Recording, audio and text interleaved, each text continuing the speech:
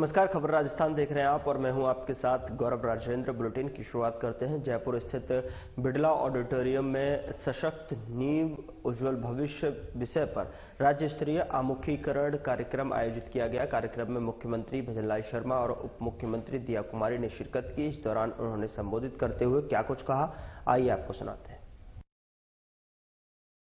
परिणाम है कि हमारे इतने सारे जो कार्यकर्ता हैं, जो हमारी आंगनबाड़ी कार्यकर्ता हैं, हमारे आईसीडीएस के वहां पर अधिकारी हैं, उनको भी सम्मानित कर हम आज कर पाए।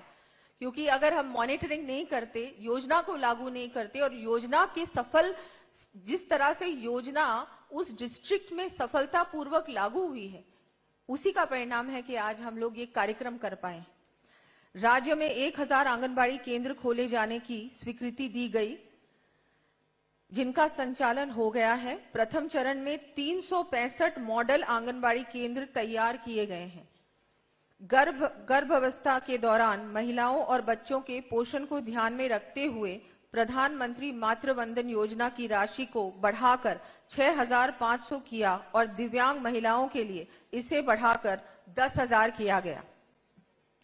अमृत आहार योजना में आंगनबाड़ियों में बच्चों को सप्ताह में तीन दिन दूध उपलब्ध करवाया जा रहा है। ये भी बहुत बड़ा कार्य है और इसके लिए भी हमारे माननीय मुख्यमंत्री जी का मैं धन्यवाद देती हूं कि बच्चों के स्वास्थ्य के बारे में सोचा और उनको हफ्ते में 3 बार, अभी तो 3 दिन दे रहे हैं, लेकिन मुझे पूरी आशा है कि आगे हम इसको और भी बढ़ाएंगे।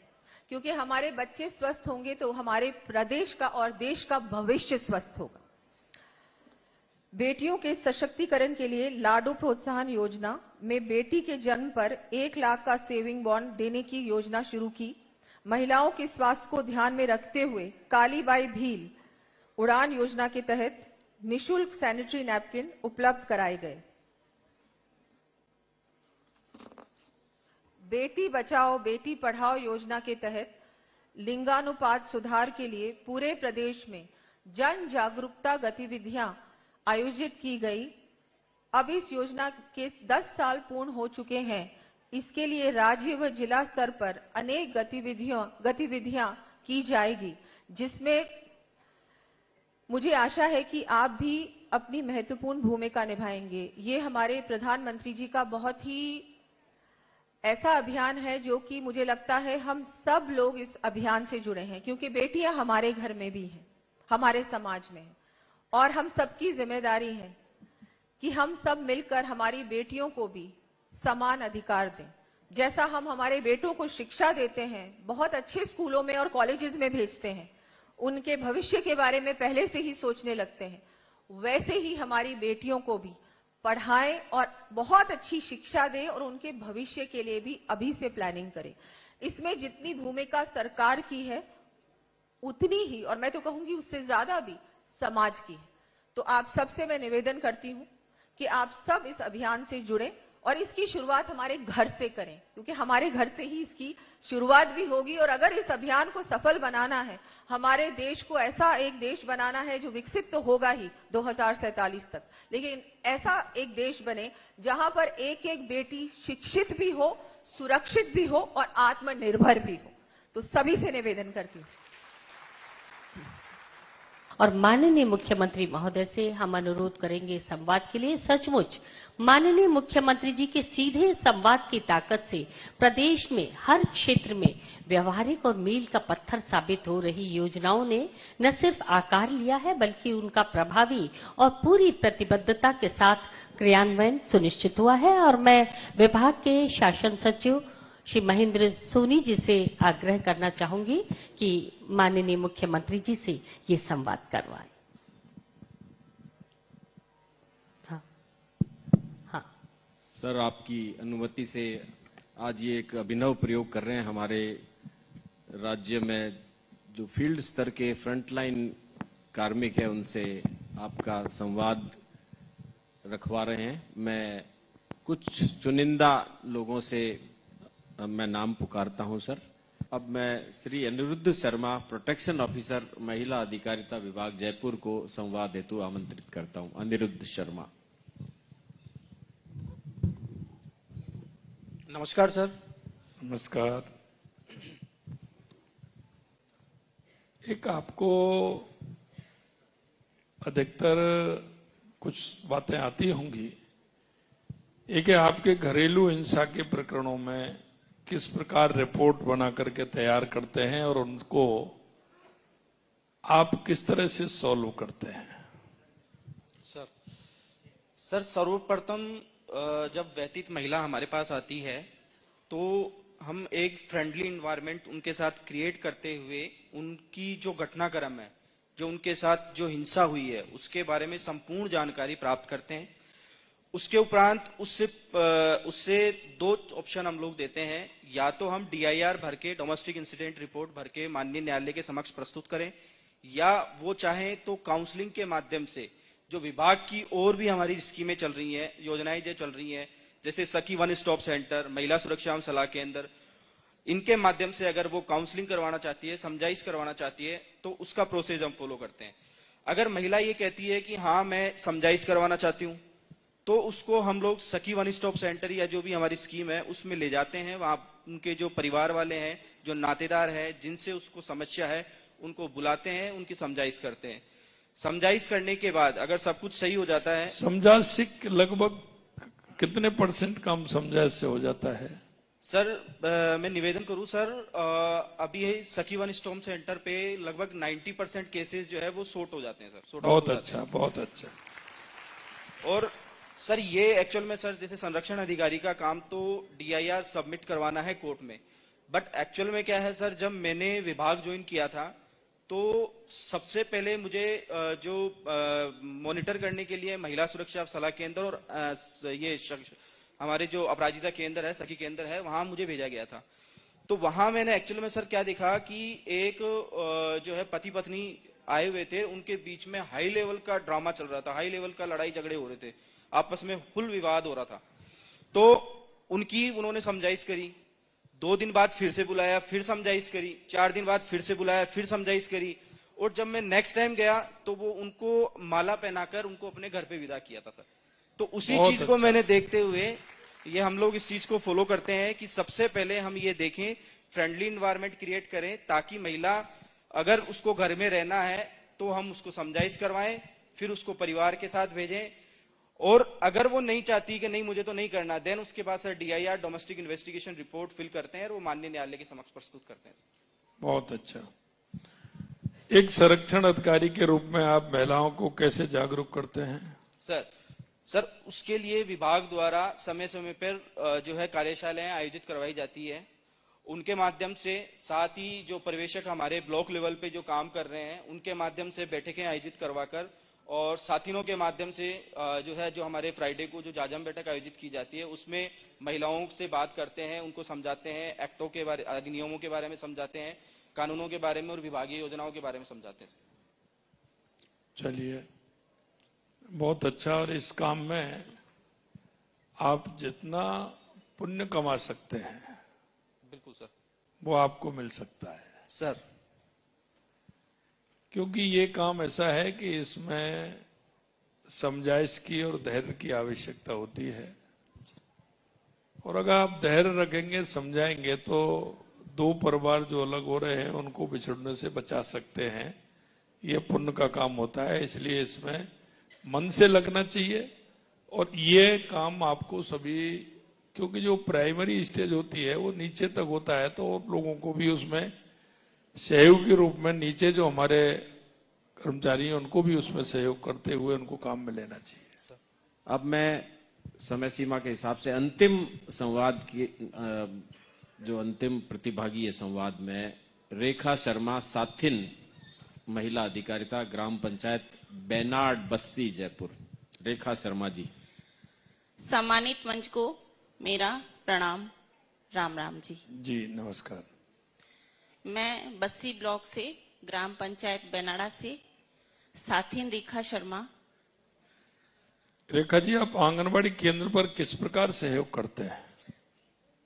सर, आंगनबाड़ी केंद्र पर तो जैसे सोमवार और गुरुवार को जो टीकाकरण होता है, क्योंकि बहुत से आंगनबाड़ी केंद्र रहते हैं, तो उसके हिसाब से सोमवार और गुरुवार को रहता है, तो उस हिसाब से हम लोग चले जाते हैं। गर्भवती महिलाओं को, किशोरियों को वहां पे बुलाकर उनको खान पान के विषय में, पौष्टिक आहार के विषय में, टीकाकरण पर समझाइश करते हैं, उनके साथ चर्चा करते हैं और बच्चों का वजन तोलने पर उनकी हेल्प करते हैं कार्यकर्ता के साथ। इनके और कौन कौन से काम हैं जिनको करते हैं?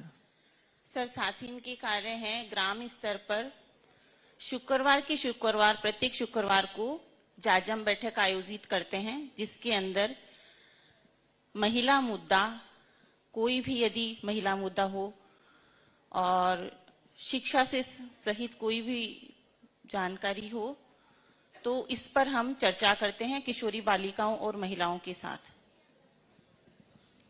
और उन्हें कोई भी यदि परेशानी आ रही है तो उनको जिस भी तरह की परेशानी आती है उसी तरह की हम उनको जानकारी देते हैं और सरकार की योजनाओं के बारे में जानकारी देते हैं कि हमें सरकार हमारे लिए अभी महिलाओं और किशोरियों के लिए क्या क्या योजना चला रखी है, क्या क्या कानून है, क्या क्या नए कानून आए हैं, इस पर उनको बताते हैं ताकि सभी को कानून के बारे में जानकारी हो और एक अपनी पहचान वो कैसे बनाए, अपने परिवार और अपने समाज को कैसे चलाएं, इस विषय में उनको जब जानकारी होगी तभी तो वो ये सब काम कर सकेगी।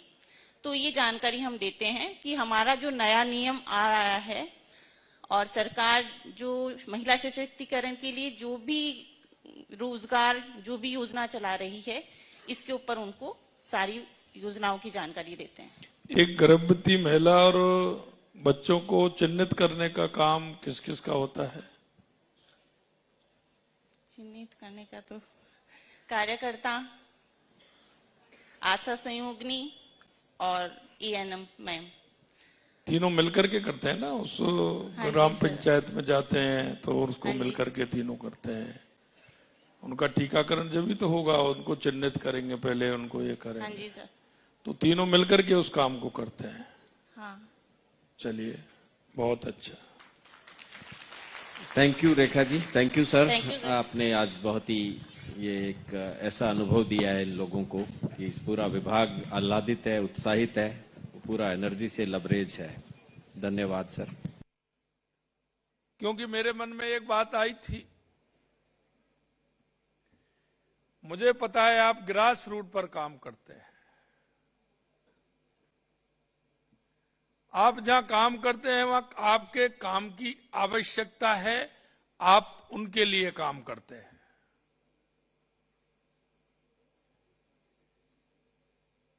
इसलिए मन में यह बात आई थी कि आपसे मिला जाए, आपसे बात की जाए, आपकी समस्या भी सुनी जाए, आपको वहां क्या क्या परेशानी आती है, आप किस तरह से वहां हमारी जो नींव है उसको मजबूत करने का काम आप कर रहे हैं। महिला एवं बाल विकास से जुड़ी सामूहिकीकरण सेमिनार में आपका स्वागत है। महिला हमारी आधी आबादी है और बच्चे हमारा भविष्य हैं। इन दोनों का विकास बहुत आवश्यक है।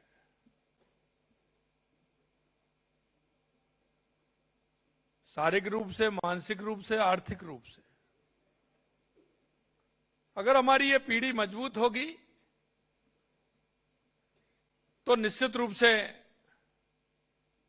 हम कह सकते हैं कि हमारा प्रदेश भी मजबूत होगा और हमारा देश भी मजबूत होगा।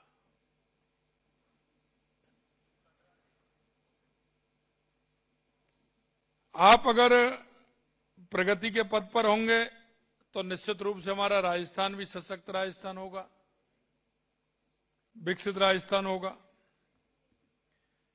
महिलाओं के सशक्तिकरण से एक अच्छे परिवार, समाज और एक अच्छे राष्ट्र का विकास भी होता है और वो आपका अनुभव भी है, क्योंकि आप उस ग्रामीण अंचल से सभी जुड़े हुए हैं जहां परिवारों का विघटन भी देखते हैं, जैसा अभी मैंने पूछा, और परिवारों का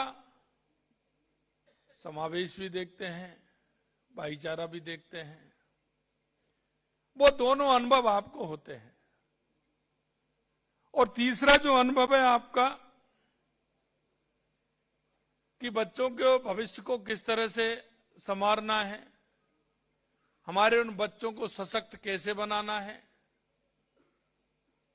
अगर हमारे बच्चों की नींव मजबूत होगी तो हमारा गांव भी मजबूत होगा, हमारा जिला भी मजबूत होगा, और हमारा प्रदेश भी मजबूत होगा, और हमारा देश भी मजबूत होगा। और इस मजबूती के लिए हमारी सरकार पूरी तरह से काम कर रही है। इस सशक्तिकरण में उनका संपूर्ण विकास शामिल है। हमारी माता बहनें स्वस्थ हों, शिक्षित हों, आर्थिक रूप से मजबूत हों, घर एवं समाज में उन्हें उचित सम्मान भी मिले। प्रदेश के बच्चों को भरपूर पोषण मिले, अच्छी शिक्षा मिले, और वे आगे चलकर अच्छे नागरिक के रूप में देश एवं प्रदेश की प्रगति में अहम उनकी भागीदारी भी हो। हमारी सरकार इस दिशा में निरंतर काम कर रही है। मैं आपको ये भी कहना चाहता हूं कि हमने बच्चों को सप्ताह में 3 दिन दूध देने का काम किया है, और वो हमने इसलिए कहा है, और इसलिए हम उनको सशक्त बनाना चाहते हैं, इसलिए हमने किया है। शहर में जो बहनें काम करती हैं, जो भाई काम करते हैं, उनको तो मुझे पता नहीं, लेकिन ग्रामीण क्षेत्र में जो काम करते हैं उनको पूरी तरह से मालूम है। ग्रामीण क्षेत्र में हमारे गांव में उन माता बहनों के घरों में गाय भी है और भैंस भी है, दूध भी होता है, लेकिन हमारे बच्चे को नहीं मिलता है। आप देखते हैं वो आर्थिक परेशानी की वजह से घर में जो दूध होता है, उस दूध को सुबह जो वो टंकी वाला आता है, डेयरी वाला आता है, उस पूरे दूध को लेकर के चला जाता है, और ये उसकी आर्थिक स्थिति के कारण घर परिवार में से वो पूरा दूध चला जाता है, और हमारे उस नौनिहाल बच्चों को नहीं मिलता है। हमने सोचा कि हमारे वो बच्चे अगर कमजोर हो जाएंगे, उनका स्वास्थ्य ठीक नहीं रहेगा, तो आने वाली पीढ़ी, हमारी आने वाली युवा हमारा मजबूत नहीं बनेगा, सशक्त नहीं बनेगा। इसलिए हमने 7 दिन में 3 दिन दूध देने का काम हमारी सरकार ने किया है, जिससे उसको पौष्टिक खाना भी मिले, दूध भी मिले। और मैं भाइयों बहनों आपसे इसीलिए कहना चाहता हूं कि उसमें किसी भी प्रकार की लापरवाही नहीं होनी चाहिए। यह आपके द्वारा एक पुण्य कार्य हो रहा है, आपके द्वारा वो कार्य हो रहा है, ऐसे नहीं है।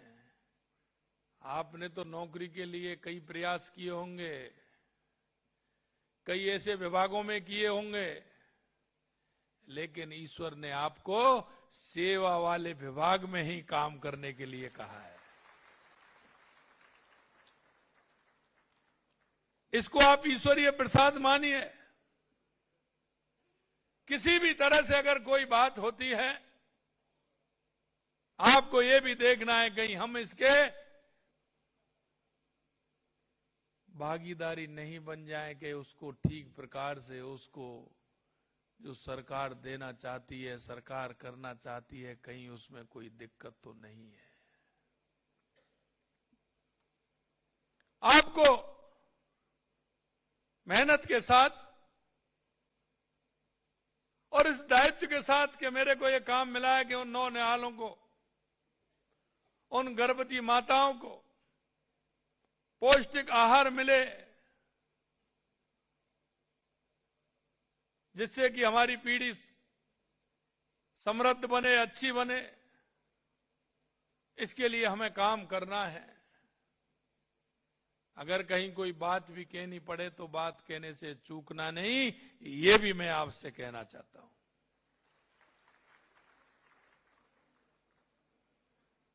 आज इस कार्यक्रम में सम्मानित हुए अधिकारी और कार्मिकों को भी बधाई देना चाहता हूं कि उन्होंने अच्छा काम किया है। और मैंने कहा है कि इस क्षेत्र में काम करने वाली हमारी भाई हो, बहनें हो, साथिन से लेकर के आंगनबाड़ी केंद्र से लेकर के और हमारे अधिकारियों से लेकर के सभी का सम्मान होना चाहिए जो अच्छे काम करते हैं, बढ़िया काम करते हैं। और मैं इसके साथ साथ में एक और कहता हूं, जो अपनी जिम्मेदारी को ठीक प्रकार से नहीं समझते हैं, मैं वो भी कहता हूं कि उनको भी दंड देने में चूकना नहीं है, चाहे कुछ भी हो। क्योंकि हम जो काम कर रहे हैं, हम धोखा दे रहे हैं। अगर ठीक प्रकार से हम उसका कार्य का निर्वहन नहीं कर पा रहे हैं तो हम अपने आप को भी धोखा दे रहे हैं और आने वाले उस परिवार को भी धोखा दे रहे हैं जिसको आवश्यकता है, वो अंतिम पंक्ति में खड़ा है, उसको आपके काम की आवश्यकता है, इसलिए उसको भी धोखा देने का काम कर रहे हैं। तो वो भी हमारे मन में आना चाहिए कि हम गलत कर रहे हैं। और मैं वो दूसरे रूप में भी कहता हूं, मैं कई लोग जब हम कहते हैं तो अच्छे काम के लिए जब होता है तो भगवान के द्वार पर जाते हैं, इसके जाते हैं, उसके जाते हैं, ठाकुर जी के, माता जी के, हनुमान जी के, कहीं ना कहीं जाते हैं। तो हमारे मन में ये विश्वास होता है कि ईश्वर हमें देख रहा है, हम उसके यहां आए हैं, हम जाएंगे, कुछ ना कुछ और भी करेंगे वहां। लेकिन मित्रों, मैं एक बात और कहना चाहता हूं, जो हमारे अच्छे काम को देख रहा है तो हमारे दूसरे काम को देखते समय वो अपनी आंख बंद नहीं कर रहा है, वो उस काम को भी देख रहा है। इसलिए हमें ये भी ध्यान रखना चाहिए। कई लोग होते हैं, अपनी दृढ़ इच्छा शक्ति मजबूत हो, कहने के लिए पूरी तरह से हम तैयार हों, कहीं कोई दिक्कत नहीं है। इसलिए मैं कहना चाहता हूं कि साथ ही हम आपसे आग्रह भी है कि महिला और बच्चों के हित में प्रदेश भर में हमारी टीम ज्यादा लगन एवं मेहनत के साथ काम करे, ताकि हमें अगली बार और ज्यादा कार्मिकों को सम्मानित करने का अवसर भी हमें मिले। योजना की सफलता इस बात पर निर्भर करती है कि हम उन्हें किस मानसिकता के साथ लागू करते हैं। इसलिए आप सकारात्मक मानसिकता एवं लक्ष्य पर केंद्रित होकर काम करें। आपसे ये अपेक्षा है की जाती है कि आप अपने जिम्मेदारियों को ईमानदारी, पारदर्शिता और निष्ठा के साथ आप उसको निभाएं। विभाग के अंतर्गत कार्यरत सभी जिला, ब्लॉक एवं ग्राम स्तर के सभी अधिकारी कार्मिक समय समय पर होने वाले बदलावों से खुद को अपडेट भी रखें, क्योंकि बदलता समय है, हमको अपडेट भी रखना है। आंगनबाड़ी केंद्रों के माध्यम से प्रदेश के लगभग 43 लाख बच्चे और महिलाओं को सूक्ष्म पोषण तत्वों युक्त पूरक पोषाहार उपलब्ध कराया जा रहा है, ताकि उनके पोषण की आवश्यकता पूरी हो सके। इसमें ओटीपी आधारित प्राप्ति तथा चेहरों से पहचान के जैसे नवाचार किए गए हैं। फिर भी हम आप सबके स्तर से यह सुनिश्चित किया जाना चाहिए कि लाभार्थी को मिलने वाले पूरक पोषाहार गुणवत्तापूर्ण हो और उसकी पारदर्शिता तरीके से उसका ठीक प्रकार से उसके पास वितरण हो जाए, उसके पास पहुंच जाए। ये जहां से भी आता है, ये उनके लिए आता है जो इसके हकदार हैं। अगर कहीं उनके हक में दिक्कत आती है तो वो हम सबको ठीक नहीं है, और मैं तो कह रहा हूं वो नुकसानदायक भी है। मन में कितना भी कर लें, लेकिन वो नुकसान कहीं ना कहीं दे जाएगा। फिलहाल बुलेटिन में इतना ही। नमस्कार।